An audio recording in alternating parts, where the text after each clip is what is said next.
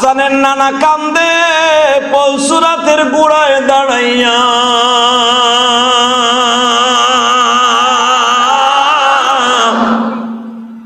উম্মতের কান্ডারি আমার দয়ার নবীজি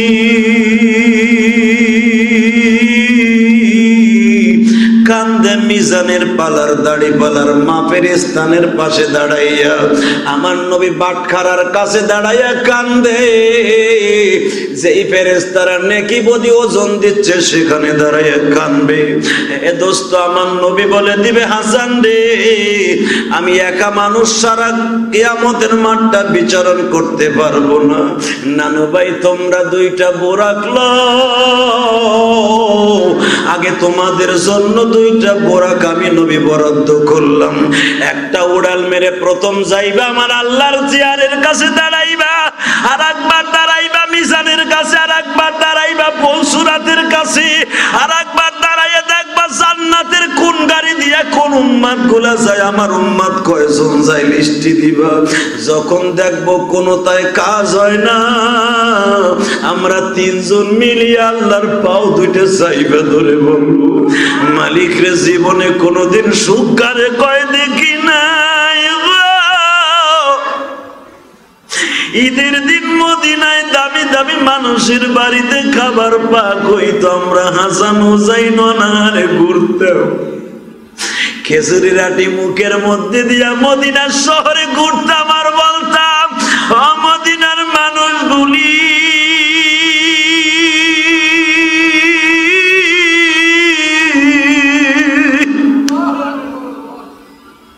তোমরা ভাই বোন, আমাদের ফ্যামিলিতে খাবারের কষ্ট, আমাদের ফ্যামিলিতে বরণের কষ্ট।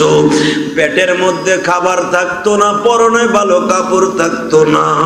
আহারে এত কষ্ট নিয়ে মদিনার অলিতে গলিতে ঘুরছি, একমাত্র তোমার পাওয়ার আশায় গো মালিক।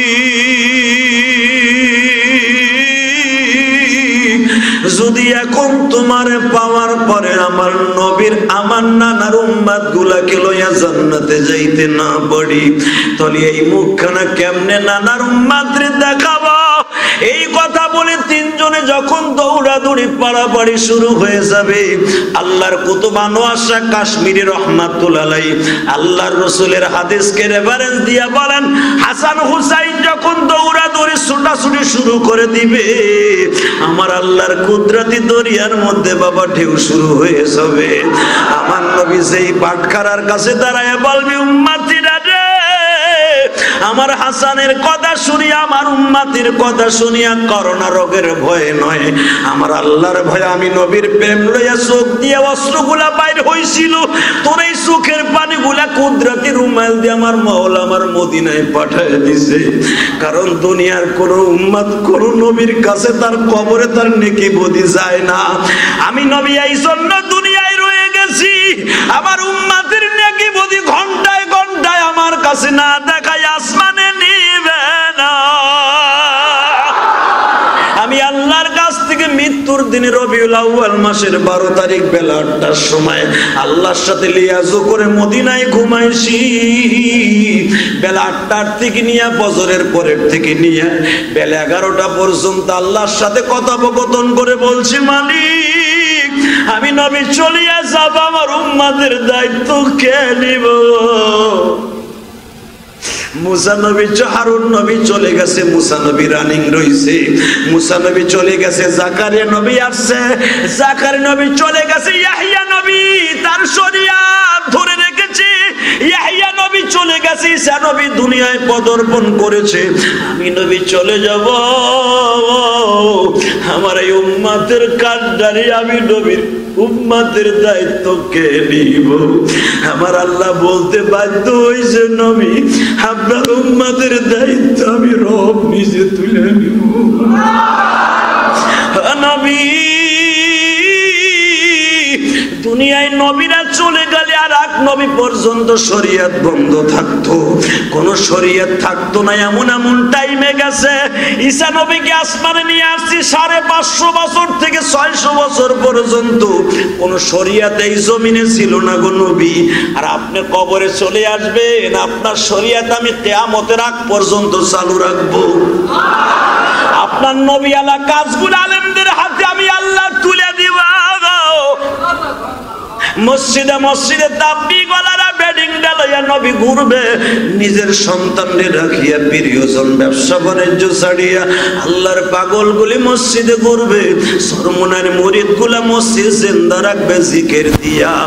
আরে আলেম ওলামা বয়ান করবে, আপনার মতো নবী আলেমদের কথা শুনিয়া আল্লাহর পাগলগুলা জাহান্নামের ভয়ে অশ্রুগুলা প্রবাহিত করবে। তাদের চোখের পানি জমিনে পড়ার সঙ্গে সঙ্গে ওই মহল্লায় যত কবর আযাব আছে আমি মালিক মাফ করে দিবা। আমার নবী তারপর কান্না বন্ধ করে নাই। বুখারীর হাদিস দেখো, বানানো কথা আমি বলি না। আমার নবীর পরে জিবরাইলের হাত ধরে বলে, জিবরাইল রে, আমার আল্লাহ দায়িত্ব নিছে, আমি খুশি হইছি, তুমি কি প্রতি জুমায় আসবা না? নবী, আমি প্রতি জুমায় আসবো না, আমি বছরে মাত্র কয়েকবার জমিনে আসবো, কিন্তু অন্তত জুমার দিন আমি প্রথম আসমানে বসবো। আল্লাহু আকবার বলেন। আমি আসমানের বাহিরে যাব না।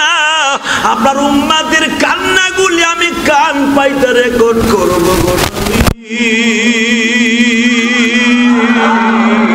দুনিয়ার সব ফেরেশতাদের রিপোর্ট আগে আমি জিবরাইলের কাছে আসে, জিবরাইল থেকে ভাওয়া হয়ে আপনার রওজায় চলে যাবে গো নবী। ও আমার নবীর পাগলগুলা দেখা যাবে কিয়ামতের মাঠে। কে 50,000 বছর দাঁড়াইয়া হিসাব দিতে চাও না? কে জাহান্নামে যেতে চাও না? যদি জাহান্নামে যাইতে না চাও গো, করুণার মালিককে একটা ডাক দিয়া বলো, মালিক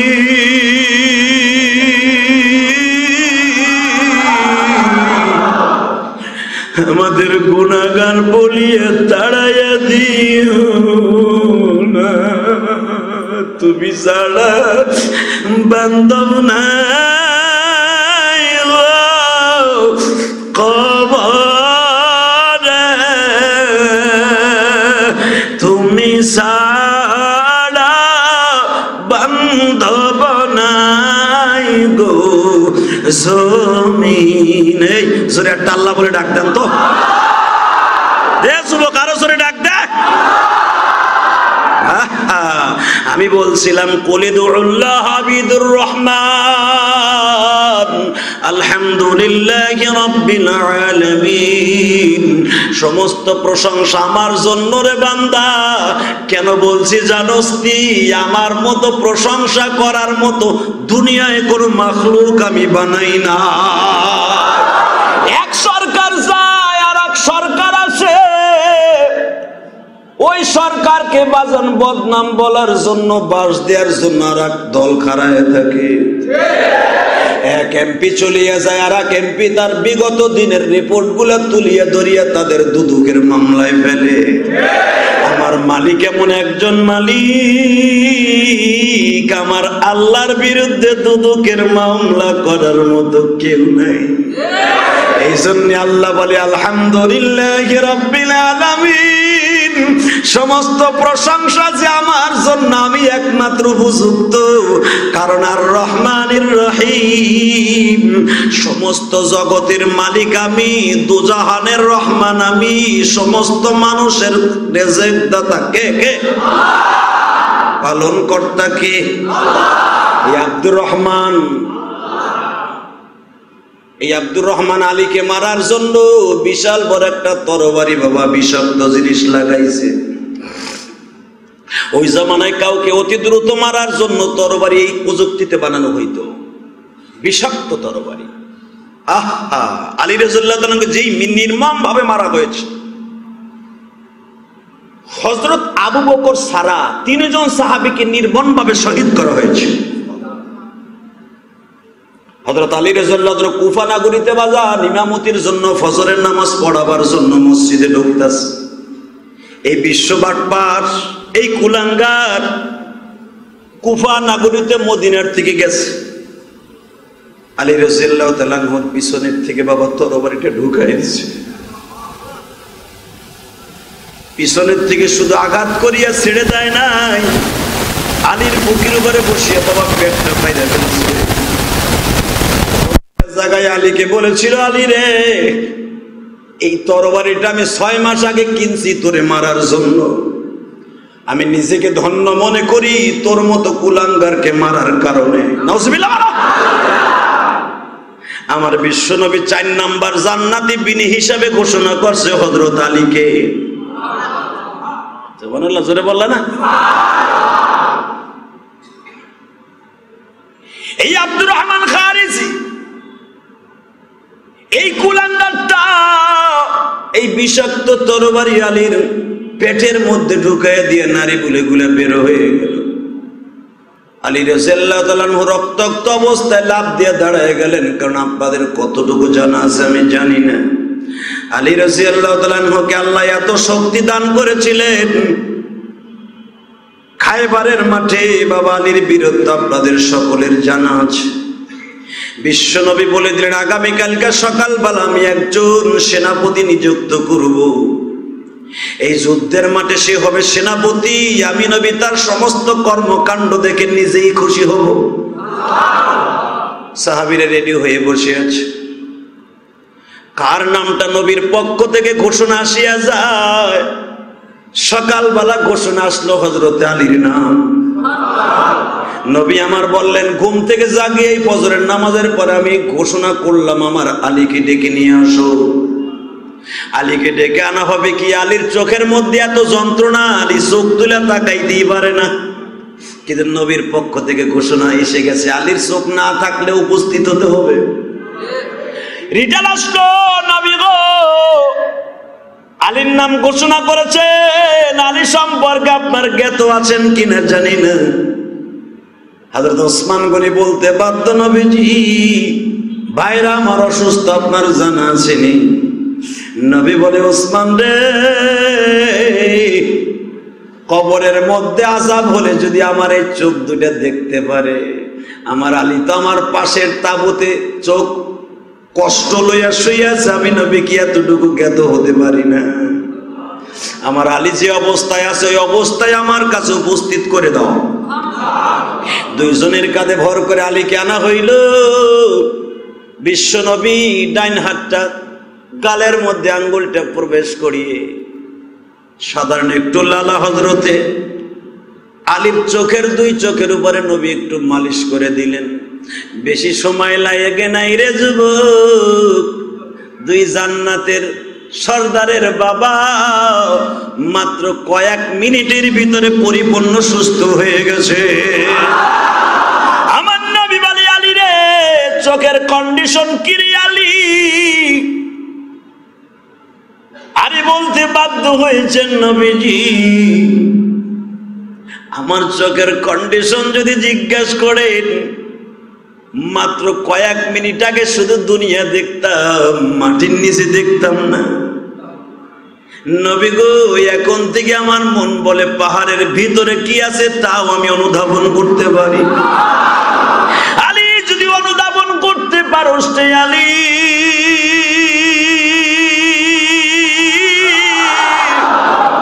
তরবারি হাতে লও, ডালটা হাতে লও, জাবায়া পড়ে আলী শত্রুদেরকে খতম করে ডাল তরবারি নিয়ে আমার সামনে আসবি। আমি নবী তোকে 2 চোখ ভরে দেখবো, প্রাণ খুলে তোর জন্য দোয়া করবো রে আলী।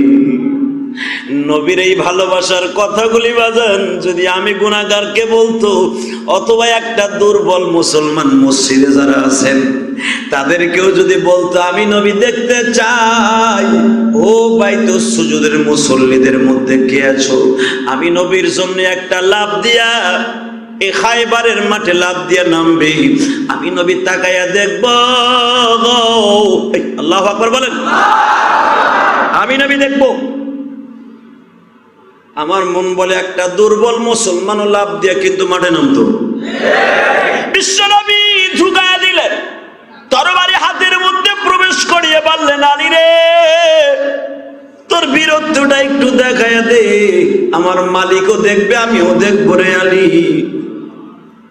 তরবারি হাতে নিলেন, ডালটা হাতে নিলেন, আল্লাহু আকবারের ধ্বনি দিয়া মাঠে ঝাঁপিয়ে পড়লেন।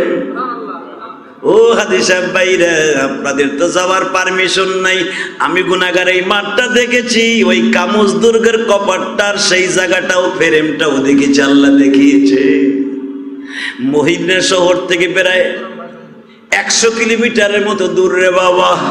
এ মুসলমান ভাইরা রে, এই জায়গাটায় এখনো পর্যন্ত বিশ্ব নবীর মুজিজা বিদ্যমান। আলী তরবারি নিয়ে ডাল নিয়ে ঝাঁপিয়ে পড়লেন। বিদ্যুৎ গতিতে আক্রমণ হচ্ছে, আক্রমণ বিরাচ্ছে। আলীর সামনে দাঁড়াইবার মতো কোনো মায়ের পুত নাই।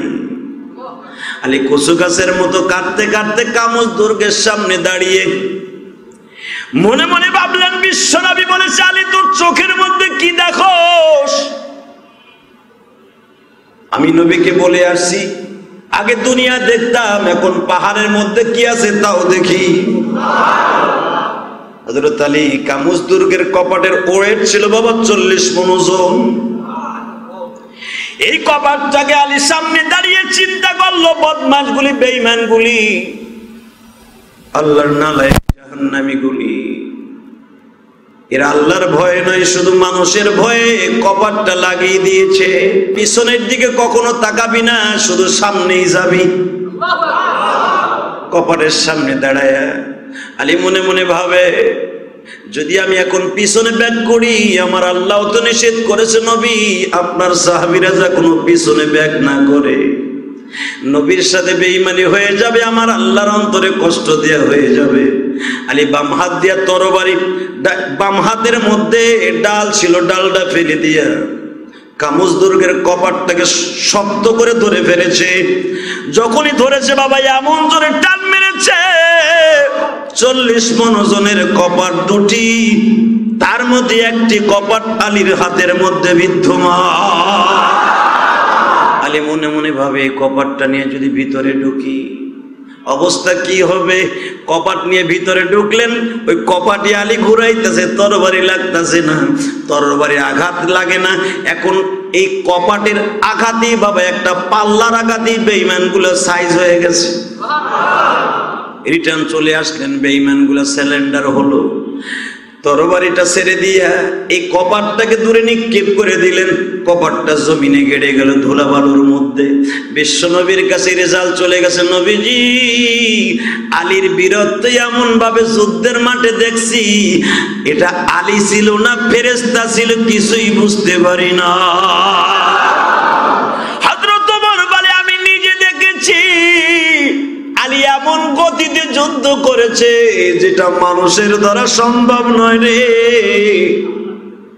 নবী আমার আলীকে ডেকে ডেকে বলে, আলী রে, তুই বলো বিদ্যুতের গতিতে যুদ্ধ করেছিস, আমি নবী দেখতে পারি নাই। কেমনে যুদ্ধটা করলি? ডাল ভেঙে গেল, তরবারি ভেঙে গেল, কি দিয়ে যুদ্ধ করলি? হুজুর, ডাল তরবারি যখন ভেঙে গেল, অবশিষ্ট ডালটাকে নিক্ষেপ করে দিয়া কামুজ দুর্গের কপাটি ডাল বানিয়ে ফেললাম। নবী আমার বললেন, একটু দেখাতো। কপাটটা হাতের মধ্যে উঠাবার জন্য বহুত চেষ্টা চলছে, কোন রকম ভাবে পারে না গো বাবা কপাটটারে একটু জাররা পরিমাণ সরাইতে। আমার নবী দেখলেন আলী আগে এক হাত দিয়া বলে যুদ্ধ করছে, এখন 2 হাত দিয়া ডালটা কপাটটা উঠাইতে চায়, ওঠানো সম্ভব নয়। আলীর সমস্ত শরীরটা লাল হয়ে গেছে, লজ্জায় কি বলবে, নবীর কাছে বলার কোনো ভাষা নেই। আলী ভাষা হারিয়ে ফেললেন। নবী বললেন, আলী বিচক্ষণ, আলী মনে কষ্ট নিস না, আলী তোর মনের মধ্যে কোনো কষ্ট নিস না, দুঃখ নিস না। তুই যখন কপাটে হাত দিবি রে আলী,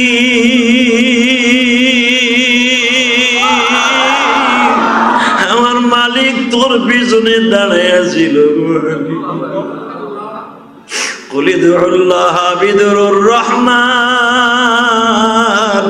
তুই ডাক দিস আল্লাহু আকবার বলি, আমার মালিক তোর পিছনে দাঁড়ায় বলে, আলী ডাক দিতে দেরি আছে, তোর হাতের সাথে আমার হাতের শক্তি লাগাইতে দেরি হয় নাই, দেরি হয় নাই। আলী রে, ওইটা তোর শক্তি ছিল না, শক্তিটা ছিল কার? আরো জোরে বলেন কার?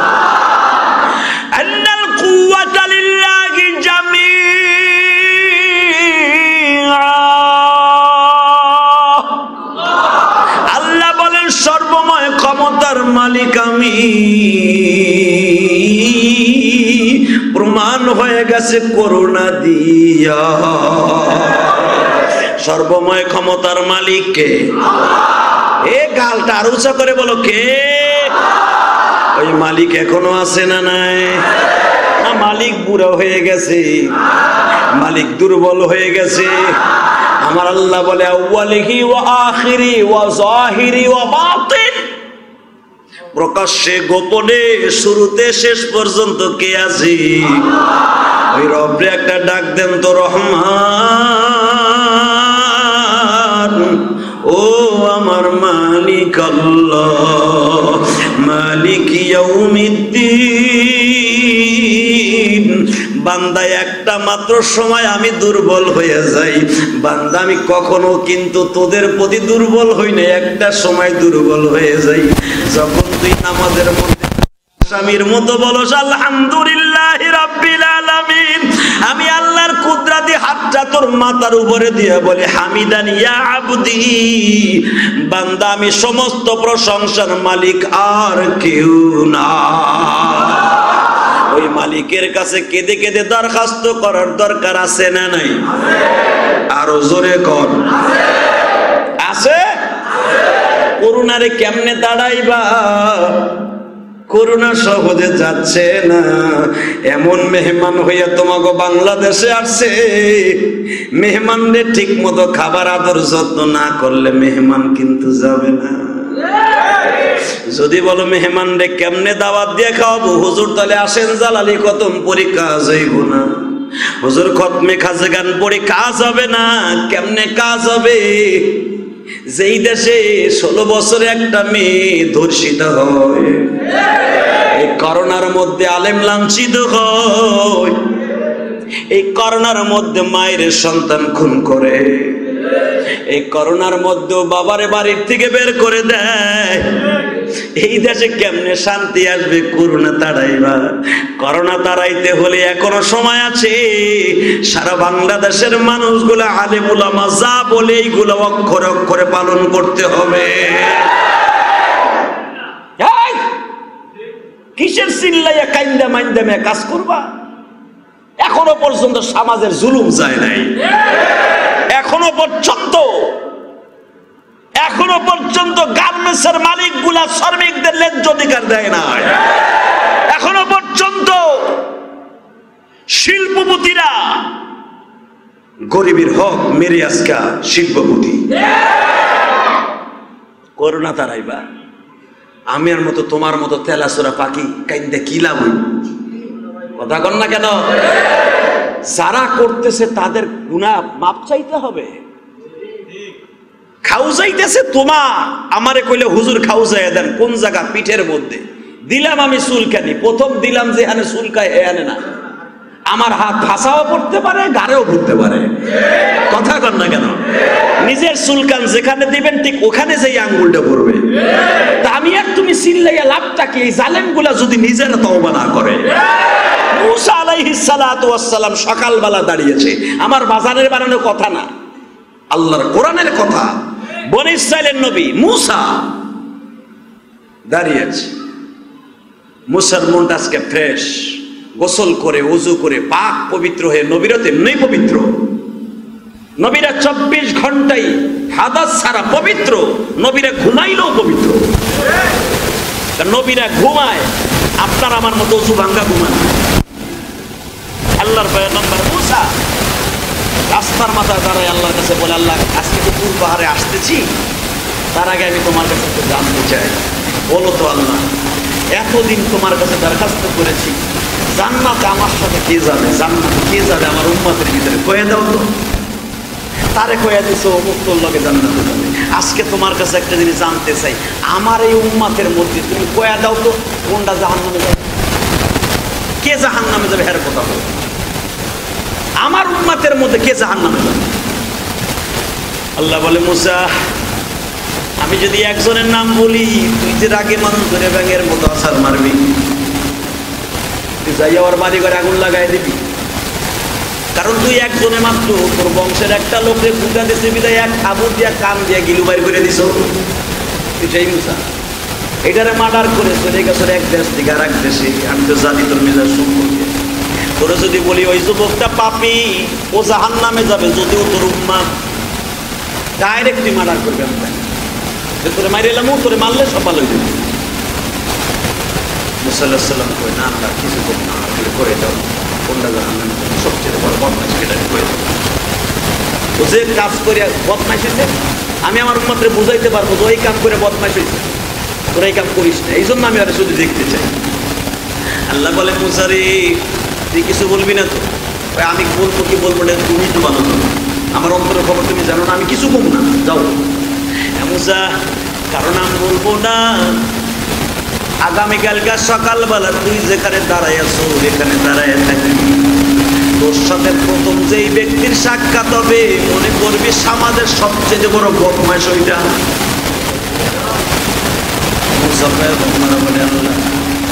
সারাটা রাত তোমার ইবাদত করলাম, সকালবেলা ওই লোকটারে দেখবো চৌরাস্তায় দাঁড়িয়েছে আল্লাহর পয়গম্বর মুসা, তোর পাহাড়ে যাবে তার কিছু সময় আগে বছরের পরে দাঁড়িয়েছে। হিন্দি মিড টাইমে একটা যুবক আসতেছে, চুলগুলা আউলা জাউলা মদের বোতল হাতে, আউলা জাউলা হেলতে হেলতে আসতেছে। আল্লাহর পয়গম্বরকে দেখে মদের বোতলটা ছুঁড়ে ফেলে দিয়ে দাঁড়িয়েছে, সালাম দিয়ে কয়, হুজুর সকালবেলা তো জানতাম আপনি এখানে আসেন না, আজকে এখানে গেলে। আল্লাহর পয়গম্বর বলে, আমি আসি তোর মতো নালায়েক রে দেখতে। হুজুর মানে কি দেখবে, তুই কি জানো? তোরপরে আমার আল্লাহ এত অসন্তুষ্ট, তোর তওবা আসমানে যায় না, তুই সমাজের জাহান্নাম। আমি তোর কাছে বেশি সময় থাকলে গজব নাযিল হবে, আমি তাড়াতাড়ি সরিয়া যাই, তোর কাছে থাকা যাবে না, কারণ আল্লাহ আমারে বলছে আরে কিছু কবি না, আরে একটা থাপড় দিয়ে গিলু বাড়ি করে দিতাম। আল্লাহ দোয়াটা বর্তমানে তোর কি করতে হবে জায়গা তো পয়সা কেটে আছে। মুসা পয়গম্বর চলে যাইতেছে, সূরা তাহার তাফসীরে আছে ভাইজান, তাফসীরে মানহারির ভিতরে আল্লাহর হুকুম আছে। মুসা পয়গম্বর আল্লাহর সাথে কথোপকথন হচ্ছে দূর পাহাড়ে। হিন্দি মিড টাইমে আল্লাহর কাছে যে বলে, আল্লাহ সকালবেলা দেখলাম সবচেয়ে বড় পাপিষ্ট যে, আমি খুব খুশি হয়েছি আমার কথাটা রাখছো। আল্লাহ আর একটা আবদার রাখবানি, আর একটা লোক সকালবেলা দেখাও, সেই লোকটা তুমি নিজেই একদিনের ভিতরে মাফ করে দিছো। এমন একটা লোক এই সমাজের মধ্যে দেখাও, যেই লোকটা নিজের তওবা করার কারণে মাফ পাওয়া গেছে। ওই লোকটারে দেখার আমার বড় খুব শখ, তারপরে তুমি সন্তুষ্ট হয়ে গেছো। রাব্বুল আলামিন বললেন, যেখানে দাঁড়ায় পাপিষ্ঠরে দেখছো ওইখানে আবার সকালবেলা দাঁড়াবি, ভালো লোককে দেখতে পাবি। আল্লাহর পয়গম্বর মুসা আজকে বেশি খুশি, ভালো জিনিস দেখবে। ফামান ইয়ামাল মিসকালা যাররাতিন খায়রান ইয়ারা, ভালো লোককে আমার দেখাবো। আল্লাহর কাছে ভালো জিনিসটা পছন্দ নেই, আমার কাছে তো পছন্দ নেই। আল্লাহর পয়গম্বর মুসা দাঁড়িয়ে আছে রোডের মাথায়, হঠাৎ করে সকালবেলা ওই মুসার সামনে দিয়ে সালাম দিয়ে যায়। সকালবেলা সালাম দিয়ে যায়, কণ্ঠটো গতকালকে তার মতো মনে হয়। দাঁড়া, তুই গতকালকে গেছিলি না? হ্যাঁ। যোগ বিয়োগে বলে আল্লাহ বলে, প্রথম দেখা হবে কালকে তোর লগে, আজকে তোর লগে। কারণ এই বেড়া বলো নাকি তুই কালকে আসছিলি নাকি? হ্যাঁ, কালকেই তো আপনার সাথে কথা বলছিলাম, মদের বোতল হালছিল। বলে না, আল্লাহর পয়গম্বর মুসার মাথা গরম হয়ে গেছে। ও যদি একই জন দুইবার হয়, খারাপও ভালো, রাত গেছে একটা, ঘটনা পেশ খাইলো কোথায় না? আল্লাহ মাকিলে খেলা করে। আল্লাহর পয়গম্বর মুসা সাথে সাথে টেলিফোন চাচ্ছে, আমি বুঝলাম না একই ব্যক্তি দুই কোয়ালিটির কেমনে হবে? আমার আল্লাহ বলে, মুসা রে একই ব্যক্তি দুই কোয়ালিটির কেমনে হয়? আমারে না জিগাই, আমারে জিগা।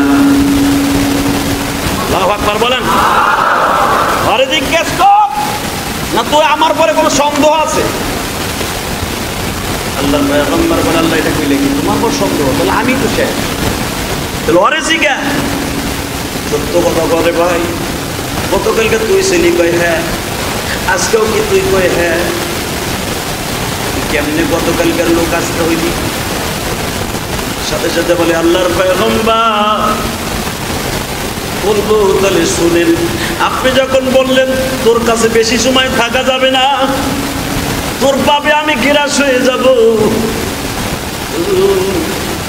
শুনছি আল্লাহ রাব্বুল আলামিন শুয়ার থেকে দূরে থাকতে বলছে, উঠটা যেন শরীরে না লাগে, উঠটা কোনো জিনিসে মুখ দিলে 7 বার ধুইতে হয়, তারপরে পাত্রটা পবিত্র হয়, কাপড়টা এতবার ধুইলে পবিত্র হয়। লাকাদ কাররামনা বানি আদম, আমি তো আদম সন্তান, আপনিও তো আদম সন্তান, আমি এত বছর পর্যন্ত গুনাহ করছি, আপনি একদিনের সাক্ষাতে যদি আমার সাথে আর সাক্ষাৎ করতে না চান, আপনি পয়গম্বর আবার জাহান্নামী বলে ঘোষণা দিয়ে যান। আমি মনে মনে ভাবলাম আমি আজকে দেখবো মুসা কি দয়ালু বেশি না আমার আল্লাহ দয়ালু বেশি। মুসা আমার দূর দূর করে দাঁড়াইয়া রাস্তা ভুল করে চলিয়ে যায়, হুজুর আমি এখান থেকে ডাইরেক্ট বাসায় যাই নাই, বিবি বাচ্চার কাছে যাই নাই, আমি ডাইরেক্ট এই শরীর লয়া চলে গেছি গোসলখানায়, ঝরনার পানি দিয়ে গোসল করিয়া নতুন করে আবার কালেমা পড়েছি। আমার মালিককে ডেকে ডেকে বলছি, মালিক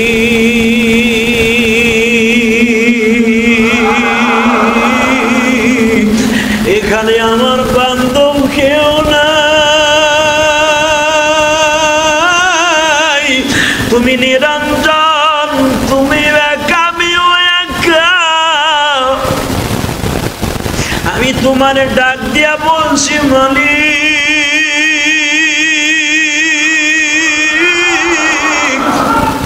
আমি জীবনে আর কোনোদিন গুনাহ করব না, কোনদিন নিজের নফসের উপরে জুলুম করব না। আল্লাহুম্মা ইন্নী যালামতু নাফসি যুলমান কাসীরা ওয়া লা ইয়াগফিরুদ যুনুবা জামিআ, আল্লাহ বহু জুলুম করছি নিজের অন্তরের উপরে, আর কোনদিন করব না। আল্লাহুম্মা গফিরলি, আমারে maaf করে দাও না। ও মুসা গতকালকে তোমার সাথে সাক্ষাৎ হওয়ার পরের থেকে নিয়ে এই পর্যন্ত যে কত পানি ফেলছি আমি নিজেও জানি না, আমি আল্লাহকে মুখ দেখাই নাই, কারণ আদম নবী 360 বছর কাঁদছে, 360 বছরের ভিতরে আল্লাহর দিকে একবারও তাকায় নাই, আমি একটা রাত্রের মধ্যে আল্লাহর দিকে কখনো নজর করে তাকাই নাই, নিজের মাথাকে নিচের দিকে দিছি, পাওকে উপরের দিকে দিছি, পা পাথরের উপরে রাইখা বলছি আমার কানে যত সোয়া পর্যন্ত না আসবে। সেই মুসা আমারে বলছে তোর কাছে থাকলে আমিও পাপে গিরাস হয়ে যাব।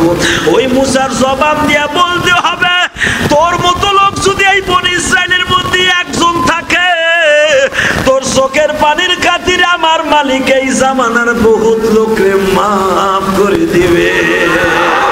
নিজের হাতে বান্দা তুমি বানায়া কেমনে দিবা মাফ না করে তাড়াইয়া, বলো না ভাই, নিজের হাতে বান্দা তুমি বানায়া কেমনে দিবা জাহান্নামে ফেলে। আমি তো কিছুই জানি না, আমি কাঁদতেছিলাম, আমি দেখলাম আমার চোখের পানিগুলো পড়তে পড়তে পাহাড়ের উপর দিয়ে বালুকার জমিনটা পরিষ্কার হয়ে গেছে, পাথরের উপরে বালি পড়েছিল, আমার চোখের পানি পড়তে পড়তে পাথর যদি পরিষ্কার হয় আল্লাহ বলেছে ফালইয়াযহাকু কালিলা ওয়ালিয়াবকু কাসীরা, বান্দা বেশি করে কাঁদবি কম করে হাসবি। কান্না যদি এত পছন্দ হয়, আমি গতকালকার দিনে এই পর্যন্ত একটা সেকেন্ডের জন্য চোখের পানি ফেলা ছাড়া আমি একটা সেকেন্ডের জন্য বিরাম ছিলাম না।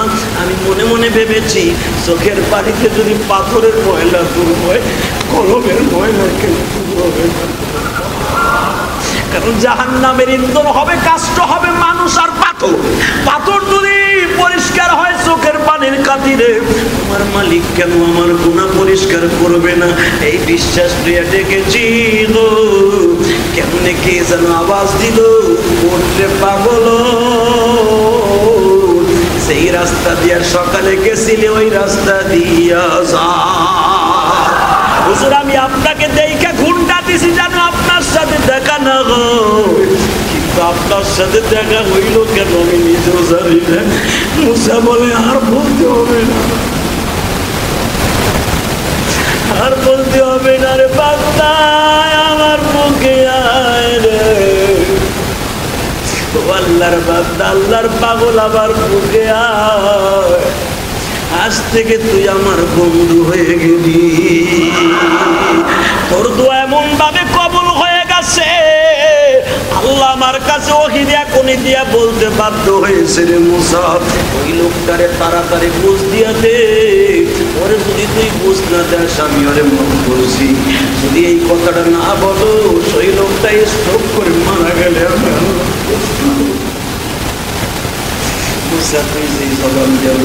তোর কাছে থাকলেও আমি গ্রাস হয়ে যাবো। ওরে বলিয়া ল, তোর মতো লোক যেই সমাজে থাকবে ওই সমাজের মানুষের দোয়াই কবুল হয়ে যাবে।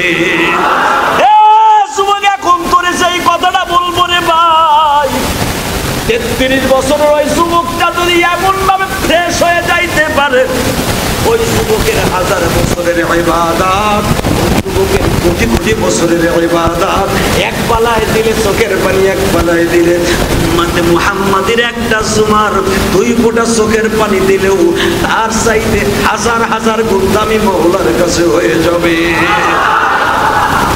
কোন ইসরাইলের নবীদের আমলের কাতারে চলে যাবে এই জামানার উলামায়ে কেরাম।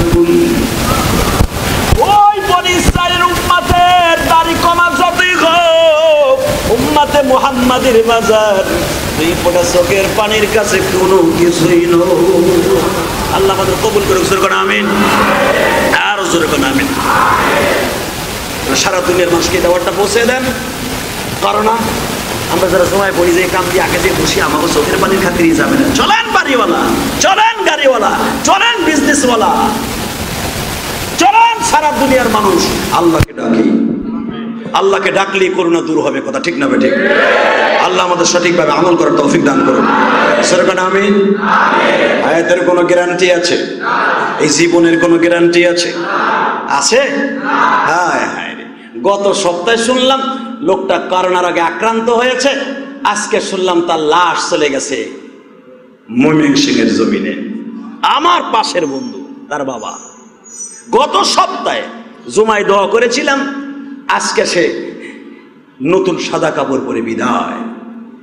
52 বছরের একটা মানুষ মাত্র 22-23 বছর একটা ছেলেকে রেখে, ছেলেকে বিবাহ করিয়েছে মাত্র 1 বছর হয়েছে। একটা ছেলে, খুব আদরের ছেলে, আগেই বিয়ে করাই দিয়েছে। নতুন বউ দেখলো, এখন নতুন কাপড় পরে কবরের যাত্রী। আসুন সব বলে যাই, আল্লাহকে বলবো না, ইনশাআল্লাহ। নামাজকে বলবো না, 5 ওয়াক্ত নামাজ পড়বো, আল্লাহ রাস্তায় দান করবো, রাজি আছি।